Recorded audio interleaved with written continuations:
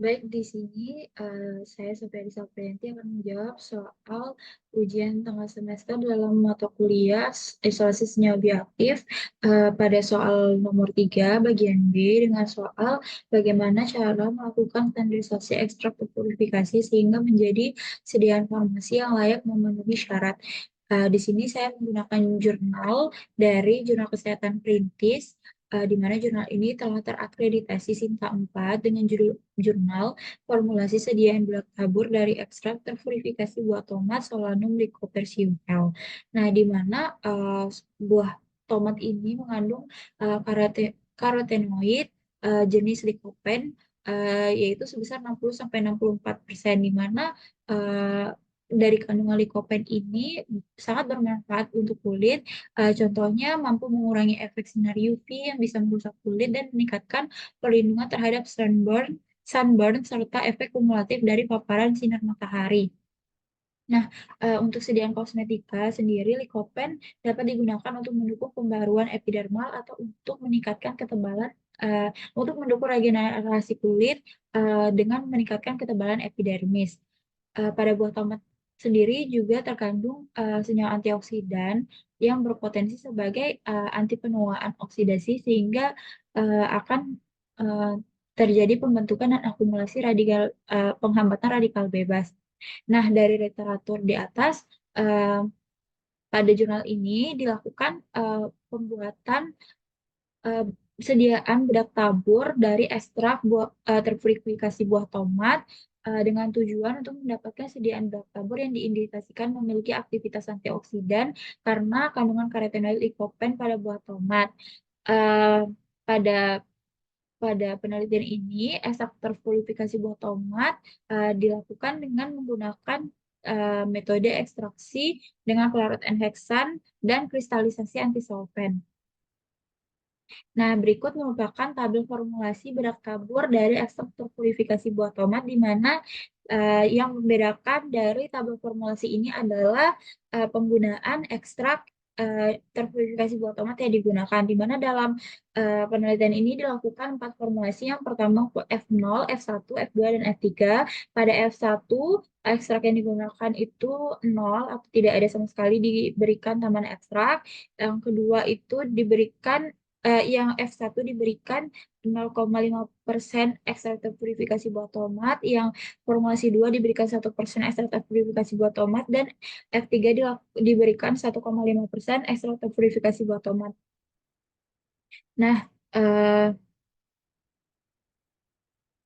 dari beberapa eh, formulasi yang telah diberikan tadi, eh, dilakukan beberapa pengujian dengan tujuan untuk dengan tujuan untuk melakukan standarisasi dari ekstrak buah tomat terpurifikasi sehingga cocok untuk dan layak serta memenuhi syarat untuk digunakan sebagai bahan aktif dalam suatu sediaan farmasi. Nah, beberapa ujian dilakukan. Yang pertama adalah uji pH dengan tujuan untuk mengetahui kesesuaian pH dari setiap formula sediaan bedak tabur buah tomat, di mana tujuannya agar pH-nya itu tidak menimbulkan iritasi dan kerusakan pada kulit selama pemakaian. Nah, dari pemeriksaan pH yang telah dilakukan dengan menggunakan alat pH meter, hasilnya yaitu eh, yang F0 itu hasil pH-nya 7,64, Formula 1 itu menghasilkan pH 7,73, F2 8,02, dan F3 7,97. Sedangkan untuk P atau kontrol itu pH-nya 7,71. Nah, dari hasil tersebut, pH yang dihasilkan dari sediaan bedak tabur dengan ekstraktor purifikasi buah tomat ini dapat dikategorikan tinggi. Namun, pH tinggi ini tidak semata karena ekstrak buah tomat saja yang ditambahkan, namun adanya bahan-bahan lain dari atau eksipien lain, yaitu seperti zinc oksida, kalium karbonat, dan kalsium karbonat yang memiliki derajat keasaman yang tinggi, sehingga menghasilkan sediaan berat tabur dengan pH yang tinggi pula. Namun pH yang dihasilkan dari ekstraktor purifikasi sediaan berat tabur dari ekstraktor purifikasi buah tomat ini masih dikategorikan normal, di mana pH kulit normal itu sekitar antara 4,5 sampai 6,5. Namun namun hasil pH sediaan ini masih dikategorikan dapat diterima kulit karena setelah dilakukan uji selanjutnya yaitu uji iritasi, eh, sediaan ini tidak menimbulkan iritasi ataupun edema pada 23 orang sukarelawan. Nah, selanjutnya setelah dilakukan uji pH, dilakukan eh, uji mengenai iritasi. Di mana uji iritasi ini dilakukan di beberapa area tubuh, seperti pangkal lengan bagian dalam, eh, terhadap 23 orang sukarelawan selama 24 jam. Nah, selama pengujian, beberapa hal yang diamati yaitu apakah terjadi iritasi atau edema pada area atau daerah tempat pengolesan sediaan bedak tabur sediaan terpurifikasi buah tomat. Eh, iritasi yang terjadi sendiri ditandai dengan munculnya rasa perih atau gatal atau kemerahan atau eh, edema yang ditandai dengan pembekakan setelah diolesi selama 24 jam. Nah, setelah dilakukan uji iritasi sediaan data berekstrak terverifikasi buah tomat, dari semua formula sediaan yang dilakukan, itu diperoleh nilai 0, di mana artinya tidak terjadi iritasi ataupun edema, sehingga dapat dikategorikan negligible atau diabaikan karena kesediaan ini tidak mengiritasi pengguna. Nah, setelah dilakukan uji iritasi, selanjutnya dilakukan uji daya lekat, di mana pengujian ini bertujuan untuk mengetahui seberapa besar kemampuan sediaan itu untuk melekat pada kulit ya. Nah, dari hasil sediaannya uh, didapatkan jumlah bedak yang melekat pada kulit lebih besar dibandingkan jumlah bedak yang jatuh dengan presentasi daya lekat seperti pada yang saya tampilkan ini, seperti pada formula 0 itu presentasinya itu 76,0,8, formulasi 1 itu 78,75%, formula 2 sebanyak 72,90%, dan formula 3 sebanyak 64,96%, serta kontrol sebanyak 52,95%.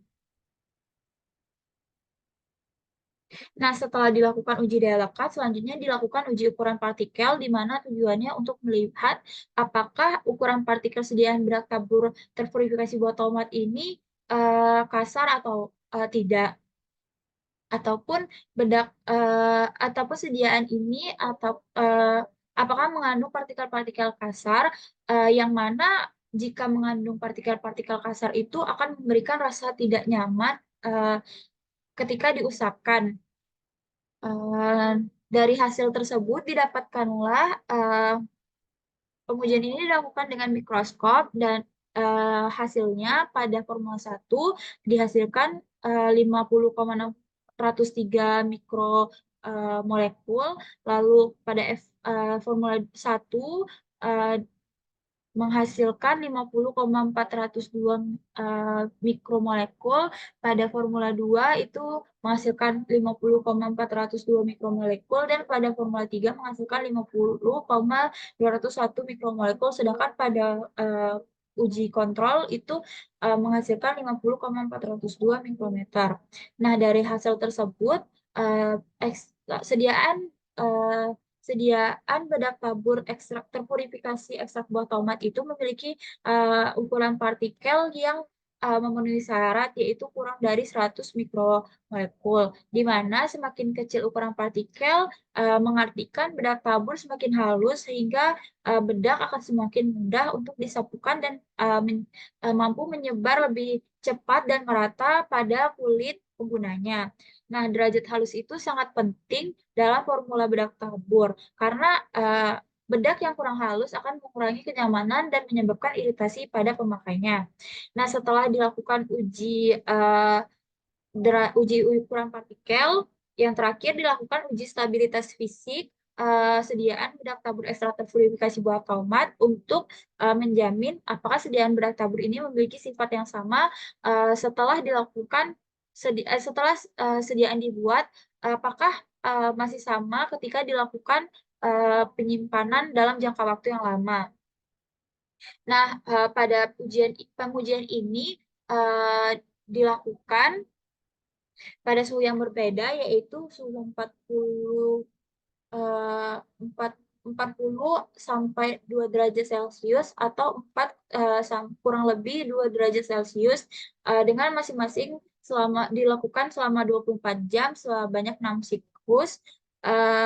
Dari hasil uji stabilitas didapatkan bahwa hasilnya tidak adanya perubahan fisik sampai siklus keenam dari sediaan bedak tabur tersebut, eh, di mana parameter yang dilihat dari perubahan fisik yang diamati meliputi bentuk, warna, bau, dan juga dari sediaan bedak tabur ekstraktor purifikasi buah tomat. Nah, dari penjelasan pengujian-pengujian yang telah dilakukan, yaitu uji pH, uji daya lekat, uji ukuran partikel, uji iritasi, dan juga uji stabilitas, menyatakan bahwa semua eh, semua formula yang di semua formula yang dilakukan eh, dari sediaan ekstraktor purifikasi buah tomat itu eh, memenuhi semua persyaratan dari sediaan bedak tabur. Sehingga bedak tabur yang ditambahkan ekstraktor purifikasi buah tomat itu eh, memenuhi persyaratan sebagai sediaan bedak tabur dalam sediaan farmasi. Sehingga tidak ada masalah ketika penambahan ekstrak terpurifikasi buah tomat itu sendiri dalam dalam sediaan bedak tabur.